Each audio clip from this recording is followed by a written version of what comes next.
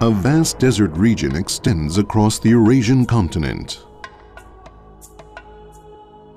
From ancient times, it has linked east and west and served as a cultural crossroads for the North's nomadic culture and the South's agricultural culture.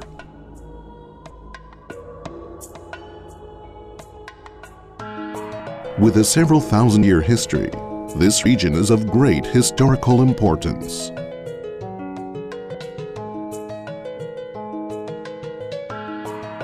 Through this cultural crossroads runs the Hehe River.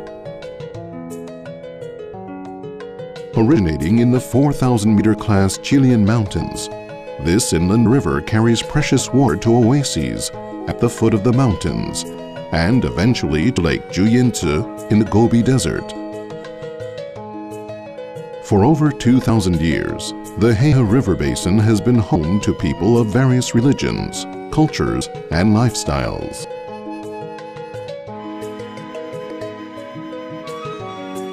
Today it extends across western China's Qinghai Province, Gansu Province, and Inner Mongolia Autonomous Region. Oasis cities near the middle of the river have long been known for their agriculture, despite the arid desert's dry climate, because of the Hehe River's bountiful waters. The oasis city of Chengye in Gansu Province.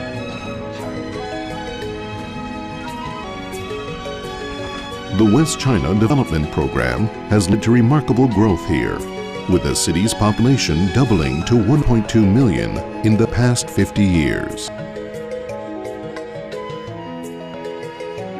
Dependent on the Hehe River for its water supply, this lake once dried up in 1992.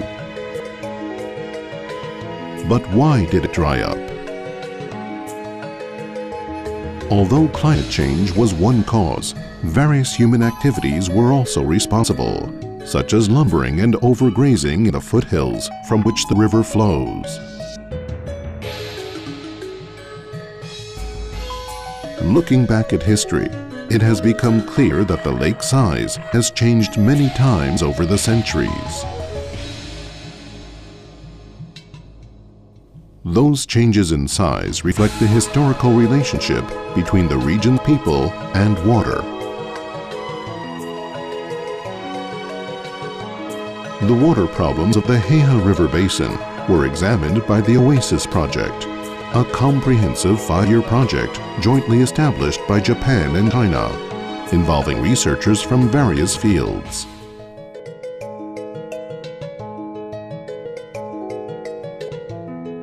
The project reviewed the relationship between people and water over a 2,000-year period.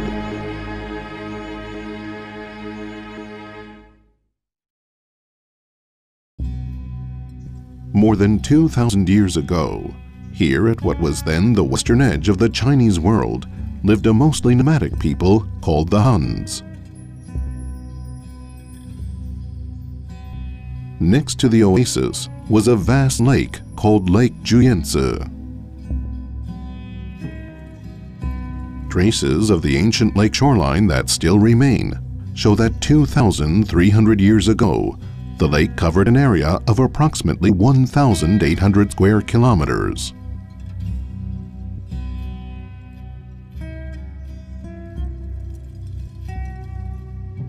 After long years of fighting, the Han Dynasty wrested control of the region from the Huns in around 100 BC.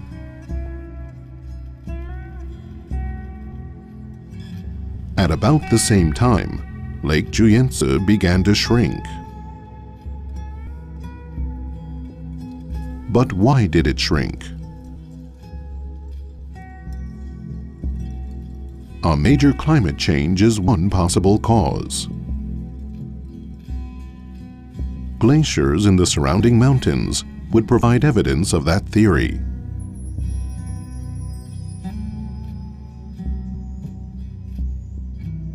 Collecting and analyzing ice core samples from the glaciers shed light on what the climate was like at the time.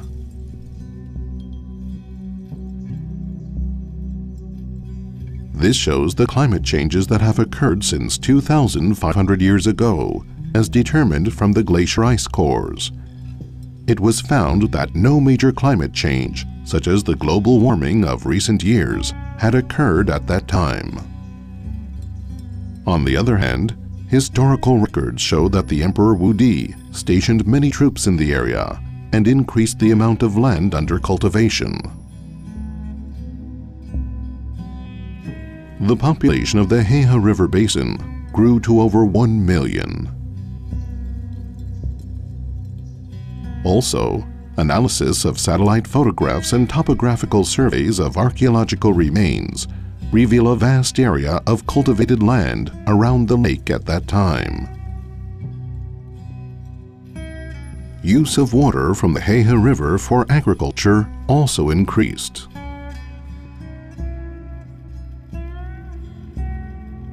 In other words, the lake shrank at the same time as the area under cultivation increased.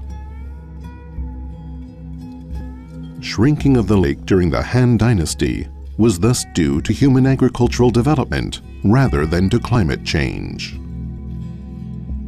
This agriculture continued unchanged until around the 3rd century AD.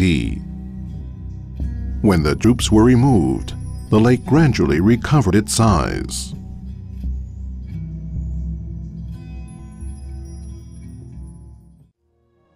From the 11th to the 12th centuries, the Lake Juyensa area again played a central historical role.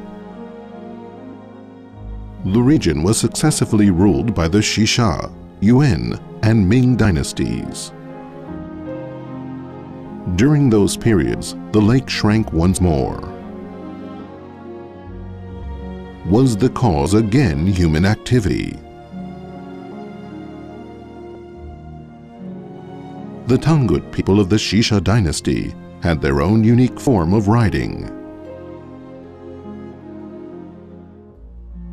The Tangut built their capital of Heichung on the Heiha River's lower reaches. The city's ruins were discovered in the early 20th century by the explorer Pyotr Kuzmich Kozlov. Those ruins still remain. Today, not a drop of water can be seen in the area surrounding Heichung. This map of the area is from the time of the Tangut. Surrounded by the waters of the Heiha River, Heichung was an area of natural abundance unimaginable from its appearance today. These remains are of an irrigation canal system from that era. The remains of the web-like system are clearly visible. Studies show that the Heichung area in the Tangut period boasted an agricultural area of roughly the same scale as today's Agena oasis. Near the end of the 11th century, Mongolian armies pushed down from the north, wresting control of Heichung from the Tangut.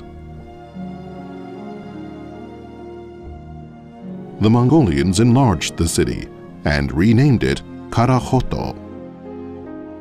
As Mongolian domination spread across Eurasia, Karachoto flourished as a major trading city. Archaeological surveys and historical records reveal the Mongolians developed a large area of irrigated agriculture along the Heiha River's middle reaches. As Karachoto flourished as a trading center, the demand for water also grew. Studies of glacial ice cores show that the natural environment was also changing at the time. The air temperatures for that period became cooler, indicating the start of a cold period now known as the Little Ice Age. The cooling climate reduced the amount of snowmelt from the glaciers. As a result, the level of the Heiha River gradually decreased. The river's path also changed.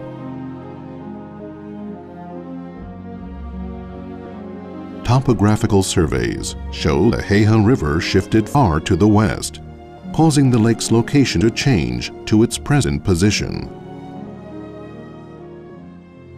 The lake was thus changed not only by greater cultivation, but also by the cooling climate and the change in the Heihe River's path.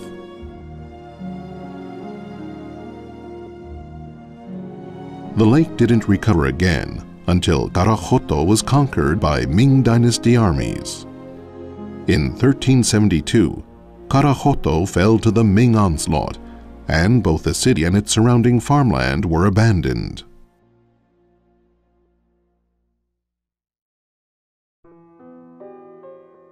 The lake changed again during the Qing Dynasty. What happened during this period? The Qing government began redeveloping this western region. The area became an important military base to protect against threats from the west. Archaeological research has discovered underground water channels constructed during the Qing period. The Qing constructed a system of irrigation canals to expand the agricultural area along the river. It became necessary to draw water from a much wider range than previously to support the population. Historical documents record the water conflicts of the period. At that time, a system of water usage restrictions was enacted and is still in force today. There are also records of complaints by the Torgut who lived downriver that areas along the river's middle reaches were drawing too much water. Due to the large amounts of water used for agriculture, especially during the planting seasons, the Heihe River frequently ran dry.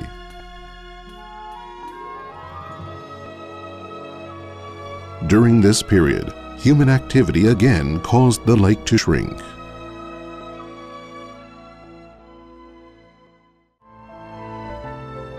Lake Juyensa went through a repeating cycle of expansion and contraction.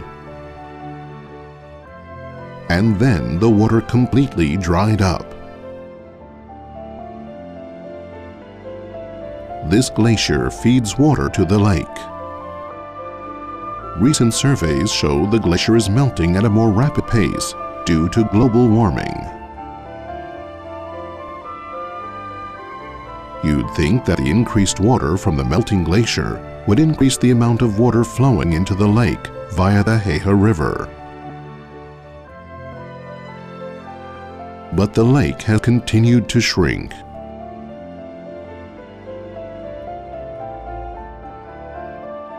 This is a sign that something outside historical experience is now occurring. But what could it be? A recent change in population. In the past 50 years, the population has doubled. And the area of irrigated agricultural land has increased at an even faster pace. Unlike in the past, the reason for this agricultural expansion is not just to feed the local population. Produce from the Heihe River Basin is now being shipped throughout China, making this area an important food-producing region for the nation. In the China of today, massive agricultural development is vital for this region's economic self-sufficiency. Water shortages in this region are thus no longer merely a regional problem. In 2002, the Chinese government took action to restore Lake Juyensa. Desertification of the area has resulted in an increase in flying sand that is seriously affecting life in Beijing and in other cities. A government program of ecological immigration is now underway. To prevent destruction of vegetation by livestock, nomadic tribes from upriver are being resettled along the river's middle reaches. In agricultural areas along the middle reaches, irrigation water is strictly managed, and drawing water from the river is restricted. However, the demand for water has not decreased, and groundwater is being used in place of river water. The result is a rapid drop in the groundwater level. Many shallow wells have dried up. Yes, the lake has been reborn. But the lake's water is nothing more than groundwater pumped above ground. Groundwater is limited, as it must accumulate over a long time, and it won't be possible to rely on it again soon.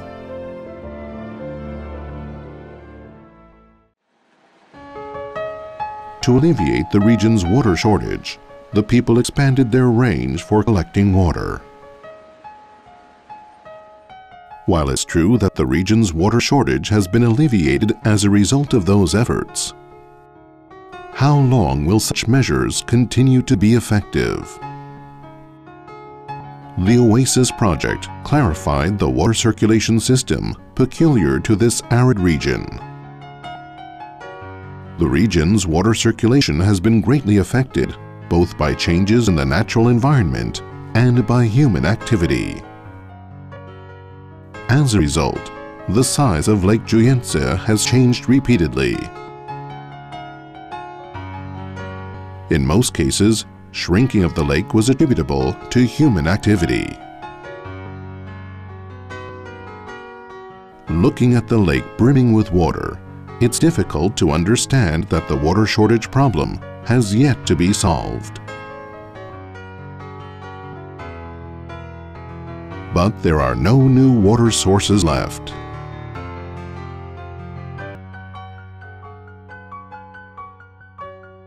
This region was often the historical stage of battles for control. Today, it is home to people of various different religions, cultures, and lifestyles. The history of the Heha River Basin has taught us that actions taken to solve the problems of a certain region can significantly affect the people and environments of other regions. In other words, the various regions are seamlessly interconnected, just like the flow of a river. The history of the Heha River Basin is not unlike a microcosm of the global environmental problems the world now faces. For this reason, there are valuable lessons to be learned.